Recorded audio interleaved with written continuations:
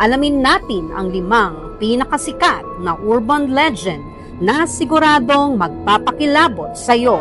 Ang Teke-Teke ng Japan, isang babae na nahati sa 2 matapos masagasaan ng tren. Tumusulpot siya tuwing gabi, hinahabol kung sino mang makita niya. Ang Naleba ng India, isang aswang na kumakatok sa mga pintuan. Kung hindi mo isusulat ang Naleba sa pinto mo, ikaw ang susunod niyang biktima. Ang Krathieu ng Thailand, isang ulo na may bitbit na lamang loob, lumilipad tuwing gabi upang maghanap ng biktima. Ang Jinn ng Middle East, mga nilalang na may kapangyarihang magbago ng anyo at gumawa ng kaguluhan.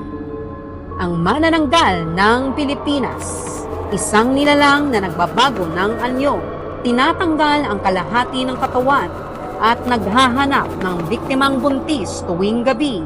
Kakilakilabot, alin sa mga alamat na ito ang pinaka nakakatakot para sa iyo?